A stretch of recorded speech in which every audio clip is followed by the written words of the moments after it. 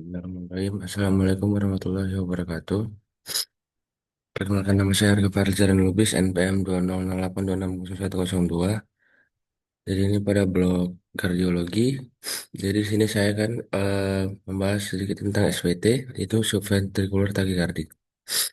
Jadi untuk definisinya itu adalah ini ya takikardia ritmik dengan denyut jantung cepat itu lebih dari 100 ppm yang berasal dari jaringan di atas ventrikel atau atrium atau AV node.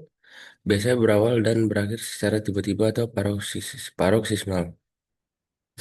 Untuk klasifikasinya, berdasarkan mekanisme, jadi VNRT ini atau AV nodal recurrent tachycardia paling umum terjadi eh, pada WPW atau atrial tachycardia.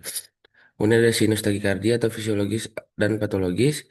Kemudian berdasarkan onset tuh biasanya jadi ada paroksimal tuh tiba-tiba mulai dan berhenti. Kemudian bisa karena persisten, persisten atau berlangsung lebih dari 30 detik. Nah, untuk patofisiologinya itu ada sirkuit reentry pada venode atau aksesoris pathway.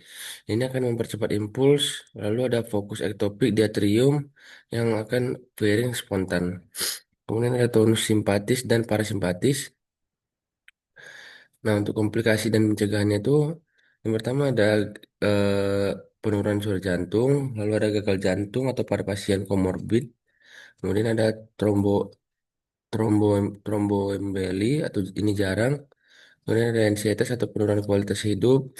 Lalu ada risiko berkembang menjadi aritmia ventrikuler atau jika BPP ditambah dengan AF.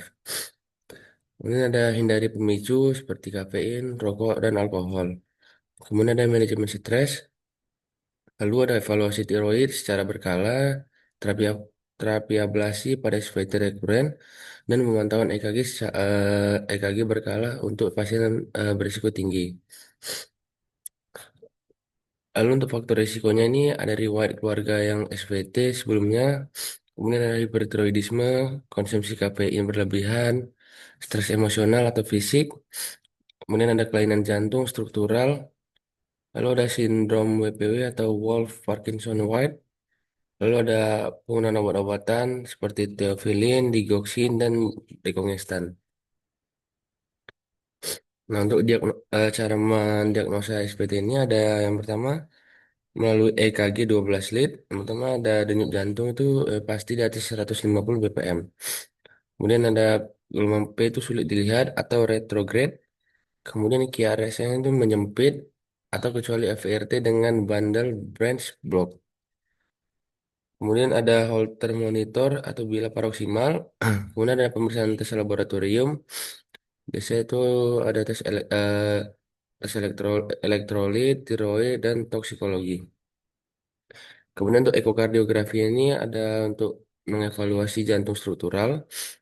Lalu ada epistudi atau elektrofisiologi ini untuk kasus yang berulang. Nah, untuk gejala klinisnya sendiri itu ada palpitasi cepat dan tiba-tiba. Kemudian ada dada berdebar ataupun nyeri. Kemudian ada pusing atau presinkop, sesak napas, keringat dingin, kelelahan, dan sinkop atau pada kasus yang berat. Lalu ada tata laksana pada SPT ini. Yang pertama ada manuver vagal atau langkah awal.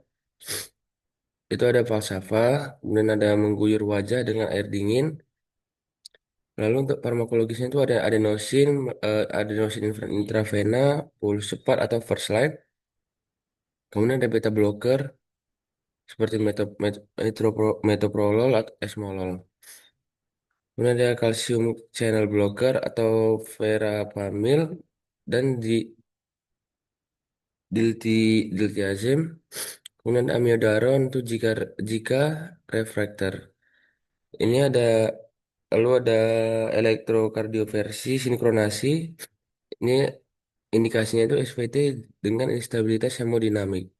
Kemudian ada terapi jangka panjang itu ablasi kateter atau kuratif lebih dari 95% sukses pada AVNRT.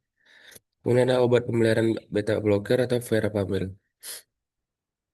Berikut Referensi yang saya gunakan untuk membuat mind map ini lebih dan kurang saya mohon maaf. Saya tutup. Sekian terima kasih. Saya tutup. Assalamualaikum. Saya tutup dengan doa penutup majelis. Subhanakallahumma wa bihamdika asyhadu an la ilaha illa anta astaghfiruka wa atubu ilaik. Assalamualaikum warahmatullahi wabarakatuh.